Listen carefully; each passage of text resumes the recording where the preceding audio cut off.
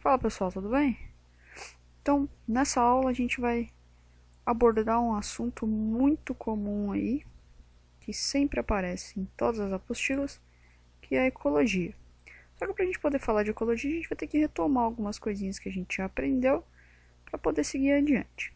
Então, a primeira coisa que a gente vai fazer aí é discutir sobre os componentes estruturais de um ecossistema. Vocês devem se lembrar que a gente falou que existem componentes que são classificados como componentes abióticos de um ecossistema e os componentes bióticos de um ecossistema. O que é um componente abiótico? O componente abiótico são aqueles que não têm vida. Lembra que o a, quando ele é o prefixo de uma palavra, ele é sempre uma negação, ele quer dizer que não tem alguma coisa, né?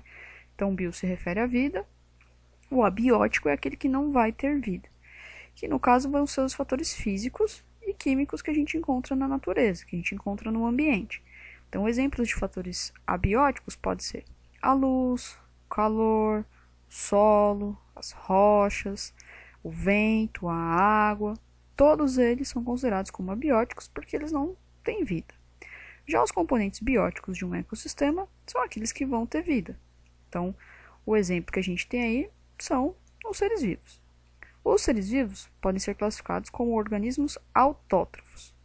O que é um organismo autótrofo? Um organismo autótrofo vai ser aquele que vai ser capaz de produzir o próprio alimento. Para produzir o próprio alimento, ele pode utilizar a fotossíntese ou a quimiossíntese. E a gente chama eles de produtores dentro da nossa cadeia alimentar. Tá? Então, auto quer dizer próprio e o trofo se refere à nutrição, à alimentação desse ser vivo. Então, os seres autótrofos, os organismos autótrofos, são aqueles que são capazes de produzir o próprio alimento e a gente vai classificar eles como produtores, ok? Existem também os chamados de seres heterótrofos. Os heterótrofos vão ser aqueles seres vivos que não vão conseguir produzir o próprio alimento. Então, para eles poderem conseguir se manterem vivos, eles vão ter que consumir alguma coisa. Então, na nossa cadeia alimentar, eles vão ser representados pelos consumidores e também pelos decompositores. Então, de novo, os heterótrofos são aqueles que não são capazes de produzir o próprio alimento. Então, na nossa cadeia alimentar, eles são representados pelos consumidores e pelos decompositores. O que vai ser essa cadeia alimentar aí? A cadeia alimentar, ela vai ser uma sequência onde um ser vivo ele vai acabar se alimentando de outro e também, em alguns casos, servindo de alimento no final aí da história. Se eu tiver várias cadeias alimentares, que é o que acontece na natureza, a gente não vai conseguir achar cadeias isoladas, se eu tiver várias cadeias alimentares, eu estou formando um conjunto delas, eu estou formando aquilo que a gente chama de teia alimentar. Então, aqui, ó, na cadeia alimentar vai ser um segmento só. Então, no caso aqui, no nosso exemplo, a gente tem um produtor, né, que vai ser o capim. O capim ele consegue, através da fotossíntese, produzir as substâncias que ele precisa para poder tirar os nutrientes delas. Então, ele é um ser autótrofo. Esse capim ele vai servir de alimento para o boi. O boi, a gente vai chamar ele de consumidor primário. Ele é o primeiro consumidor que está aparecendo. E todo consumidor primário é aquele que se alimenta do produtor. No caso aí, ele vai ser um herbívoro, né? Então, o capim é o produtor. Ele serve de alimento para o consumidor primário, que vai ser o boizinho aqui. Esse boi está servindo de alimento, o sangue dele está servindo de alimento para o carrapato, então ele vai ser um consumidor secundário. E o carrapato está servindo de alimento para o passarinho aqui, que é o anu, então ele vai ser um consumidor terciário. Então o produtor é o capim, o boi é o consumidor primário, o carrapato é o secundário e o anu é o consumidor terciário. Quando a gente olhar uma teia alimentar, não vai ser aquela coisa simplesinha, né? Não vai ser só um segmento. A gente vai ter várias cadeias juntas ali, ó. Então, a gente vê que tem um entrelaçamento entre eles. Então, você tem vários produtores, consumidores primários, secundários e terciários. Dentro de uma teia alimentar, um mesmo organismo ele pode desenvolver mais do que um papel. Então, uma hora ele pode ser um consumidor primário, depois ele pode ser um consumidor secundário. Então, por exemplo, ó, vamos olhar aqui. Ó.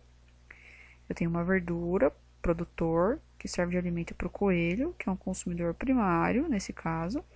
Ele vai servir de alimento para a onça, que vai ser um consumidor secundário.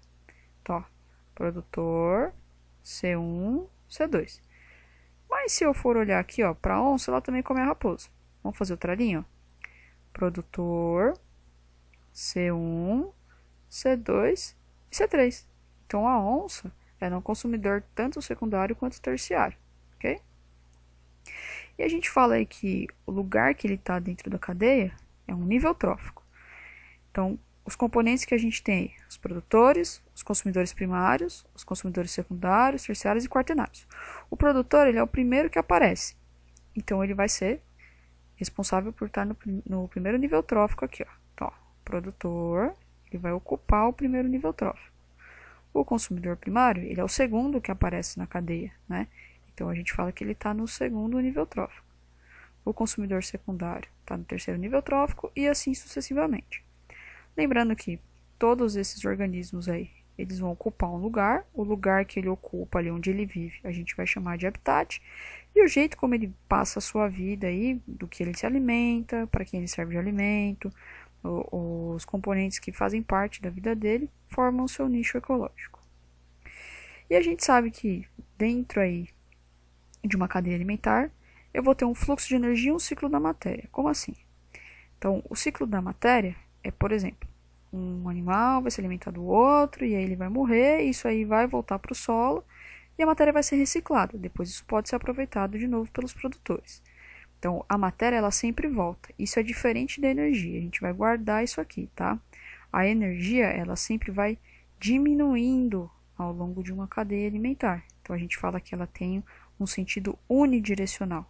Ela começa alta e aí ela vai baixando, tá? Como assim, ó? Então vamos pensar aqui, ó. Esse aqui vai ser o nosso medidor de energia. Então vamos pensar no produtor aqui, ó. O produtor ele pega lá a energia do sol, né? Então ele está cheio dessa energia. Só que para ele poder se manter vivo, ele tem que gastar a energia. Quando ele for servir de alimento ali, ó, para o consumidor primário, ele já gastou um pouquinho, ó. Então diminuiu a quantidade de energia. O consumidor primário ele vai receber menos energia do que o produtor. O consumidor secundário recebe menos energia do que o primário, o terciário recebe menos e assim sucessivamente. Então, cadeias muito longas não são interessantes. Vamos voltar? Ó. O produtor aí, como ele pega direto, essa energia que a gente está falando é a energia do sol, tá? Então, ele vai pegar essa energia aí, ele vai utilizar essa energia para poder se manter vivo. Então, ele tem que gastar energia.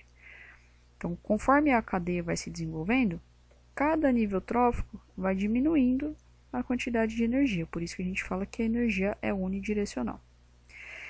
E um outro jeito da gente representar os indivíduos aí de uma cadeia é através de uma pirâmide ecológica. Então, é isso que a gente tem que prestar bastante atenção agora, que é o conteúdo novo. Então, a pirâmide ecológica ela pode ser de 3 tipos. O primeiro tipo que a gente vai ver aí é uma pirâmide de número. Uma pirâmide de número, ela vai levar em consideração a quantidade de indivíduos que tem em cada nível trófico. Lembrando que, ó, esse aqui é sempre o primeiro nível. De baixo aqui, ó, seja ele largo ou seja ele menorzinho, mais estreito, a parte de baixo aqui é sempre o primeiro nível trófico. Quem está sempre no primeiro nível trófico? O produtor. O segundo nível trófico, o consumidor primário. Terceiro nível trófico, o secundário e assim sucessivamente. Então, o que a gente vai ver aqui? Cada um desses retângulos, eles vão representar, no caso de uma pirâmide de números, a quantidade, o número de indivíduos em cada um dos níveis tróficos. Então, vamos olhar essa aqui primeiro. Ó. Aqui ele está falando para mim que eu tenho uma determinada área onde tem 1000 plantas, que são os produtores. Então, eu representei aqui com um retângulo grandinho, né? Essas 1000 plantas, elas estão servindo de alimento para 300 gafanhotos. Então, 300 é um número menor do que 1000. Então, quando eu for representar, ó, o retângulo vai ser menor. E esses gafanhotos servem de alimento para 20 aves. Então, também a quantidade de aves é menor do que a quantidade de gafanhotos.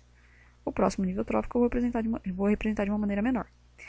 Essa pirâmide pode ser bonitinha assim, ó, que é a pirâmide direitinha, né? Então, a base é mais larga, o topo é mais estreito. Só que pode acontecer dela ficar diferente. Então, vamos olhar para do lado aqui, ó. Também é uma pirâmide de número, mas aí eu vou falar aqui de árvore. Aqui, né, eu tenho só 3 árvores, 3 IPs. São 3 produtores. Se eu contar a quantidade de besouros que tem nesses 3 IPs, é uma quantidade bem maior. Posso ter muitos besouros. né? Então eu tenho 3 IPs, e nesses 3 IPs eu tenho uma quantidade de 1000 besouros que servem de alimento para 20 aves. Então esse tipo de pirâmide aqui pode ser a direta, né, que é com a base mais larga e o topo mais estreito, ou ela pode ter tamanhos diferentes aqui. Lembrando que a base é sempre produtor, depois consumidor primário, secundário e assim sucessivamente. Um outro tipo de pirâmide é a pirâmide de biomassa. Na pirâmide de biomassa, ela vai indicar para mim a quantidade de matéria orgânica. Então, essa quantidade de matéria aí é a massa que o indivíduo vai apresentar, tá? Então, vamos olhar aqui, ó. A mesma ideia, tá? A parte de baixo é sempre o produtor, em qualquer uma delas, é consumidor primário, secundário. Então, se eu for ver aqui, ó, se eu pegar a alfafa, né? Que é um vegetal. Se eu pegar essa alfafa aí e eu for olhar o quanto ela tem de massa, ela tem 8 toneladas de massa, é bastante, né? Então aqui, ó, o retângulo é mais largo. O boi tem 1 tonelada. Então, eu tenho 8 toneladas de alfafa disponível que vão servir de alimento para um boi de 1 tonelada. E esse boi aí vai servir de alimento para um homem de 70 quilos. Então, aqui eu estou contando a quantidade de massa que tem em cada nível trófico. Ela também pode ser invertida, que nem no outro caso? Pode, ó. Então, eu tenho aqui o fitoplâncton. O fitoplâncton ele é microscópico. Então, a massa dele é muito, muito pequenininha, tá? Eu tenho 4 gramas por metro quadrado. É muito levinho. Então, mesmo que eu tenha bastante fitoplâncton, eu não estou contando porque não é uma pirâmide de número. Eu estou vendo a quantidade de massa aqui agora. Não é a quantidade de indivíduos, e sim a quantidade de massa. Então, a quantidade de massa do fitoplâncton é menor do que a massa do zoo. Então, nesse caso aqui, ó, também pode ficar invertida. Então, vamos voltar um pouquinho. A pirâmide de número, eu conto quantos tem. Então, vejo quantos indivíduos tem em cada nível trófico. E a pirâmide de biomassa, eu vou ver a massa de cada um.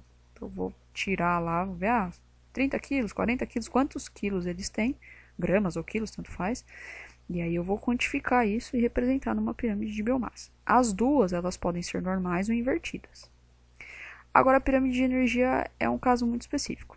Lembra que a gente viu lá atrás que a cada nível trófico diminui a quantidade de energia? Então, a pirâmide de energia é a única que não pode ser invertida. A pirâmide de energia só pode ter esse formato aqui. Que formato? Aqui embaixo a base é sempre mais largo e ele vai ficando cada vez menorzinho, cada vez mais estreito conforme ele vai subindo. Por quê? Ó?